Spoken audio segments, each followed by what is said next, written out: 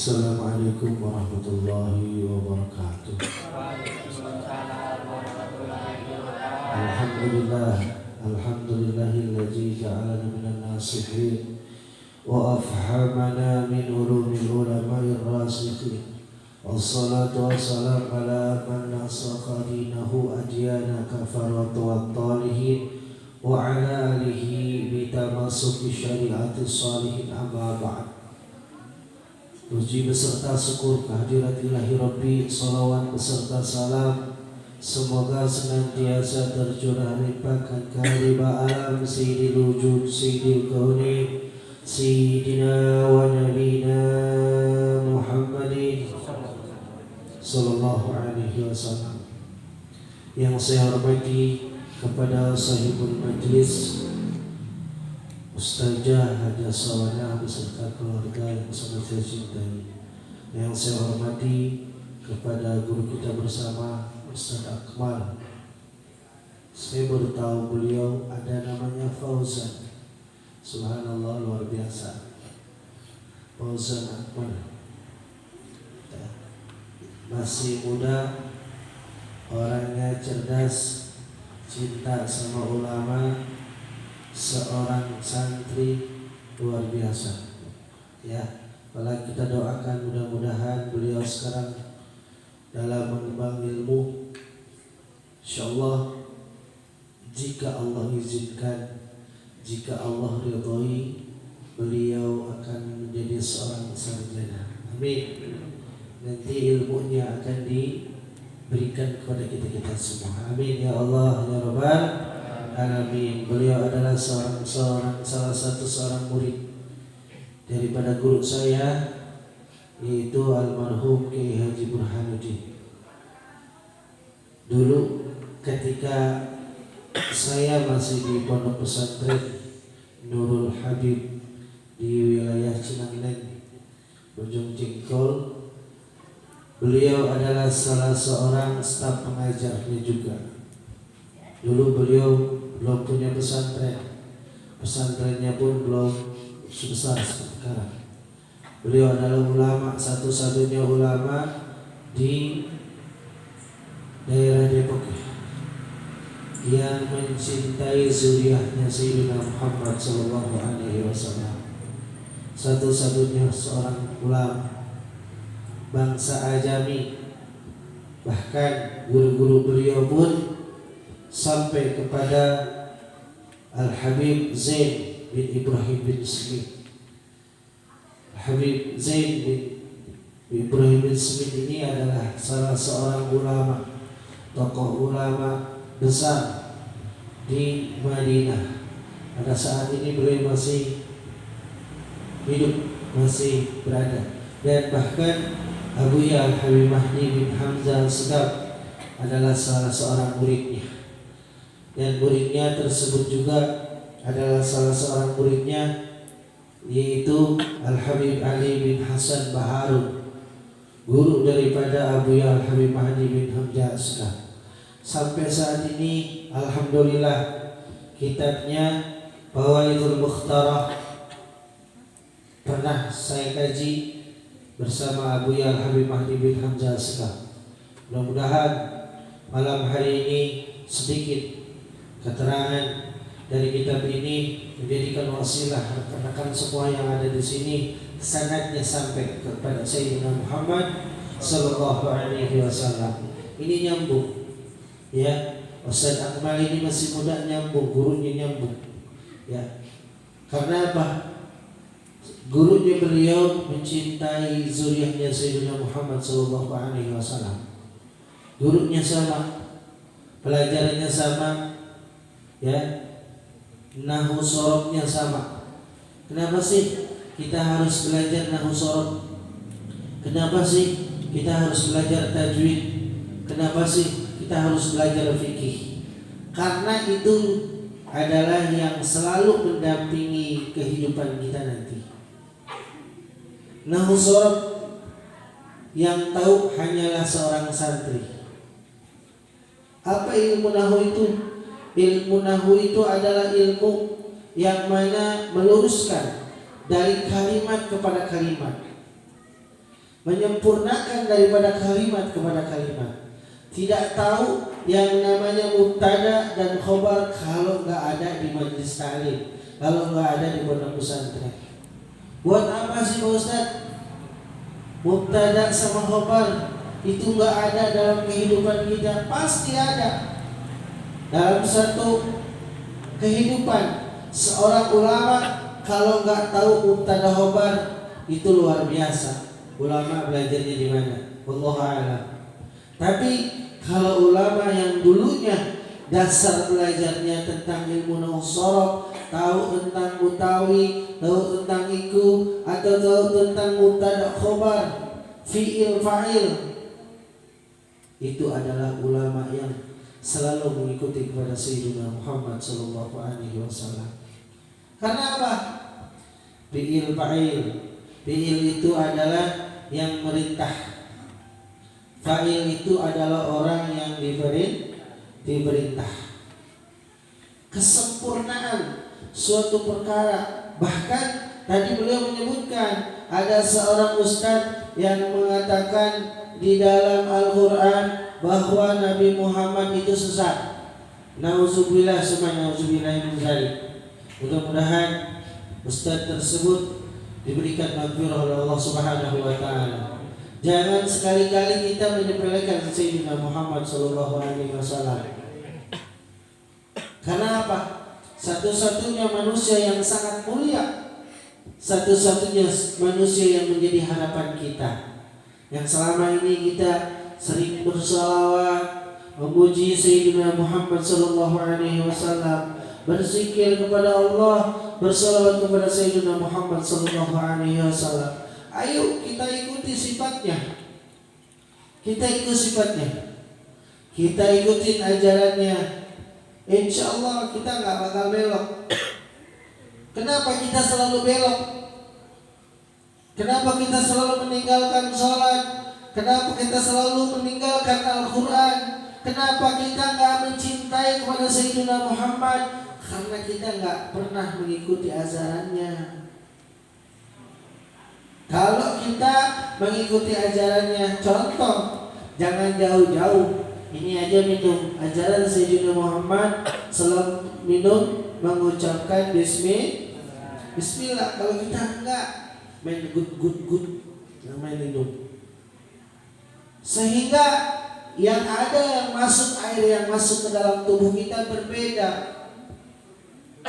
Ayo kita ajari dari hal-hal yang kecil. Kita ikuti ajaran Sayyidina Muhammad SAW dari hal yang kecil. Contoh, minum, kita mengucapkan Bismillah dulu, terus sampai 3 tegukan, sedikit-sedikit, jangan sekaligus. Dan menggunakan tangan kanan, jangan tangan kiri. Ini hal yang kecil. Jika kita mengikuti ajaran Sayyidina Muhammad, insya Allah apapun yang kita minum, insya Allah akan terasa indah dan akan terasa nikmat di dalam tubuh kita. Begitu juga hati-hati dengan mentafsirkan Al-Quran. Saya belajar dulu di almarhum Kiai Haji Burhanuddin tafsir Jalalain. Dulu saya pasaran tafsir Jalalain, alhamdulillah sampai khatam. Dan beliau mendoakan kepada saya dulu. Alhamdulillah, berkah. Kita tidak diwajibkan untuk mengetahui tentang isinya Al-Quran atau artinya Al-Quran, tapi kita diwajibkan untuk belajar ilmu Al-Quran. Contohnya tajwid. Ini makhrajul huruf yang selalu kita tidak perhatikan. Contoh, lafaz alhamdu. Terkadang kita bacanya alhamdu, alif lamnya ada pantulan, padahal itu bukan merupakan suatu huruf qalqalah. Alhamdu. Dulu saya belajar sama guru saya Kiai Burhanuddin.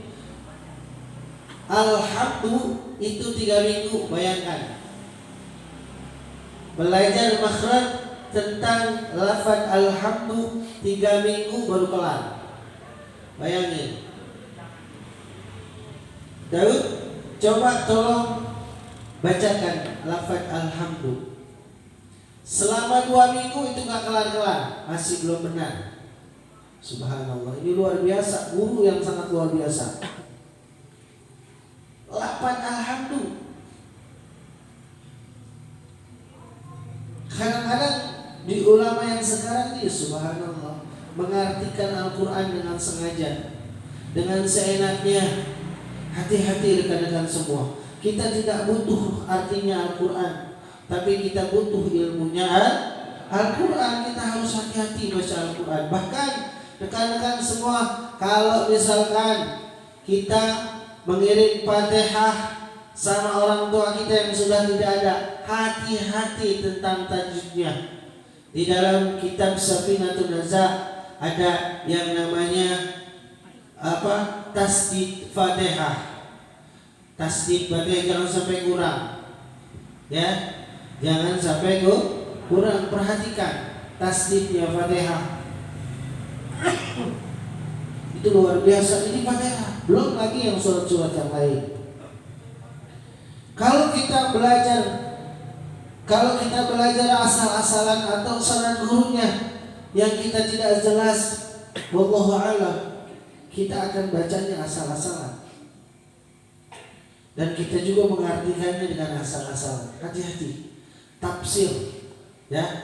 Tafsir dan artinya ini berbeda. Kalau tafsir banyak tafsirannya. Kalau artinya itu hanya artinya begini. Ya, bahkan ada yang salah seperti yang kemarin disebutkan oleh ustaz tersebut. Luar biasa. Belajarnya sama siapa? Ya.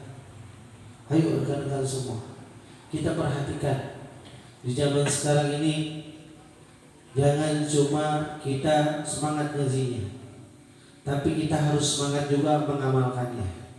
Kalau nggak tahu nanya, Ustadz Akmal Fauzan ini punya nomor handphone. Pada punya nggak nomor handphonenya? Hah? Pada punya nggak? Kalau punya nanya sama Aldi, punya nomornya. Tanya sama Ustadz, Ustadz, saya nggak tahu nih bacaan umum gimana caranya.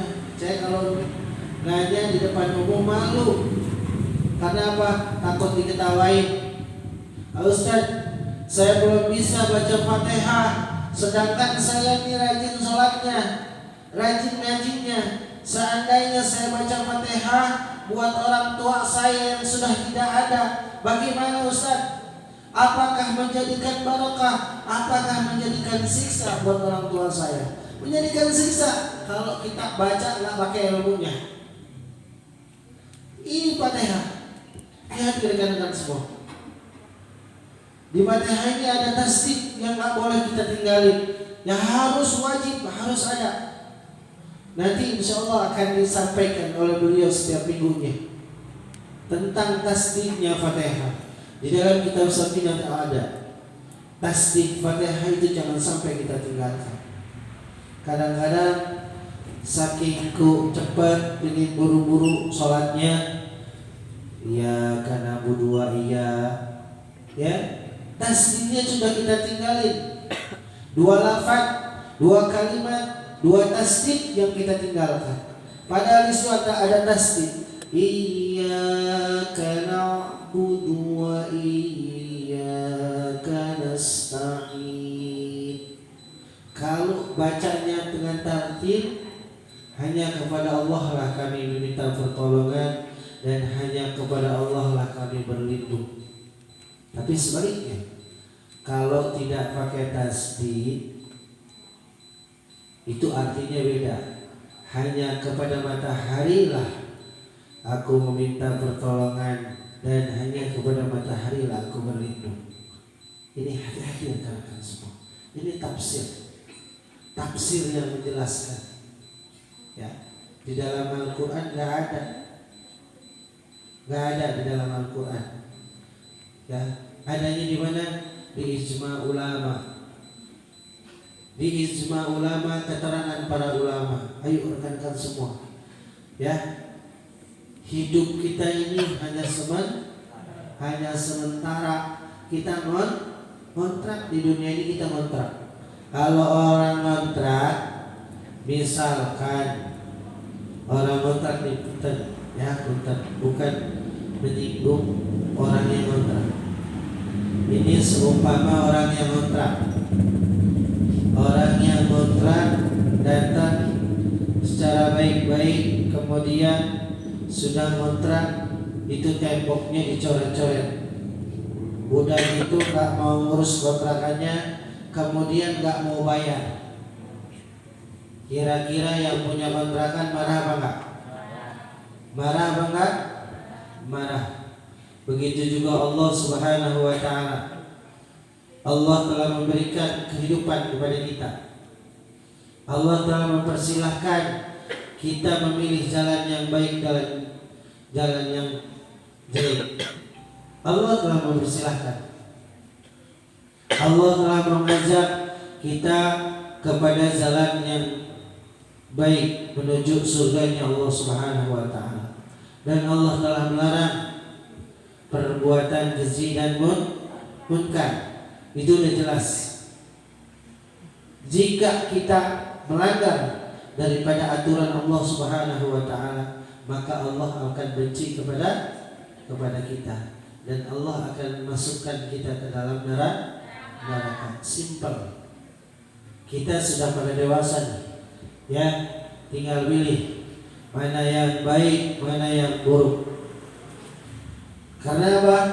Ibadah itu bukan untuk orang lain, tapi ibadah itu buat diri kita sendiri. Contoh, kita duduk di sini di majelis.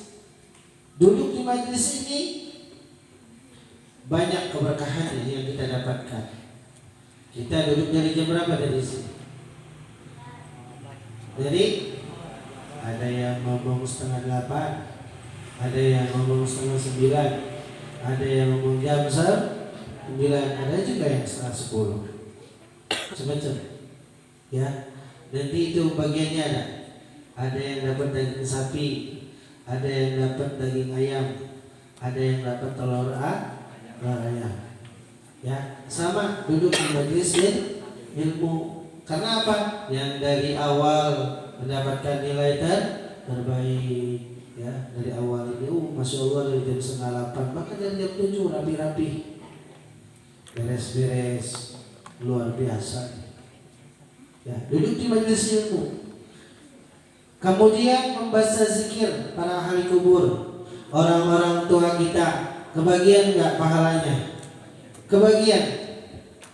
Setelah itu kita berzikir kepada Allah Subhanahu wa ta'ala. Secara tidak langsung kita mendekatkan diri kepada Allah Subhanahu wa ta'ala. Berzikir, baca ratibul atas, ratibul haddad, ratibul aidrus, banyak ratib-ratib yang lainnya.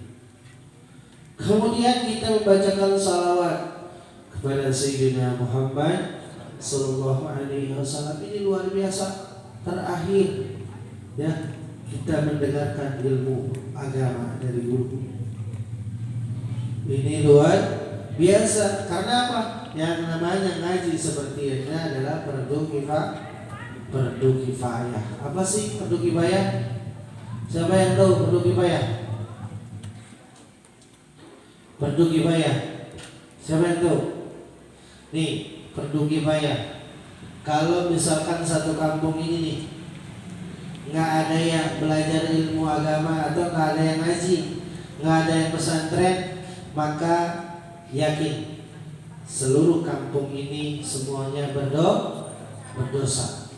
Tapi ada Ustadz Akmal Fauzan, dia keluar dari kampung ini menuju Depok pondok pesantren di sana menimba ilmu dan menyelamatkan orang sekampung, dan sekarang duduk di majelis dan mengamalkan ilmunya. Ini kita semata-mata duduk di sini bukan semata-mata duduk biasa-biasa aja, namun kita menyelamatkan kampung kita. Amin, Allahumma amin, itu perlu kifayah. Ayo rekan-rekan semua, jangan pernah bosan duduk di majelis ilmu, karena siapa tahu ya taufik dan hidayah Allah selalu berikan kepada kita. Karena apa? Taufik dan hidayah bisa datang, bisa hilang. Subuh kita ingat bangun sholat subuh, zuhur lupa lagi. Karena apa? Kita sedang di perjalanan. Tuh taufik dan hidayah bisa datang, bisa hilang. Ayo, apa yang Allah berikan pada saat ini kita pertahankan. Mengpeng Allah berikan taufik dan hidayah kepada kita. Enggak sedikit seorang ulama yang masuk neraka. Enggak sedikit seorang ustaz yang mempunyai masalah sehingga belok. Enggak sedikit seorang santri atau seorang jamaah majlis perbuatannya di luar dugaan. Kenapa? Taufik dan hidayah bisa datang, bisa hilang. Ya, malam hari ini kita malam berkahnya dari para waliullah Al-Habib Zaid bin Ibrahim bin Smith, dan dilanjutkan kepada Al-Habib Ali bin Hasan Baharun, dan dilanjutkan lagi oleh Abuya Al-Habib Mahdi bin Hamzah Askar, dan beliau juga mengajarkan kepada saya. Malam hari ini saya akan bacakan sebuah keterangan dari seorang ulama, Abu Hurairah. Siapa sih Abu Hurairah itu? Abu Hurairah itu adalah tangan kanannya Sayyidina Muhammad sallallahu alaihi wasallam. Ya, hadis-hadis Rasul yang dari Abu Hurairah adalah hadis-hadis sahih. Karena apa? Setiap harinya, setiap detiknya Abu Hurairah selalu bersama Sayyidina Muhammad sallallahu alaihi wasallam. Bismillahirrahmanirrahim. An Abi Hurairah radhiyallahu anhu qala marratan bisuq al-Madinah faqafu 'alayha faqala ya ahla Zawd min ajakum qalu wa ma zaka ya Aba Hurairah qala zalika mirasu Rasulullah sallallahu alaihi wasallam yuqsamu wa antum ha huna al tazhabu fa akhadhu nasibakum minhu qalu wa aina huwa qala fi masjidi fa kharaju sir'an wa qafa Abu Hurairah lahum hatta raja'u faqala lahum ma lakum faqala ya Aba Hurairah qad atayna masjida qad khalna falahum nara fi syai'an yuqsamu faqala lahum Abu Hurairah wa ma ra'aitu fi masjidi ahadan qalu bala ra'ayna qauman yasalluna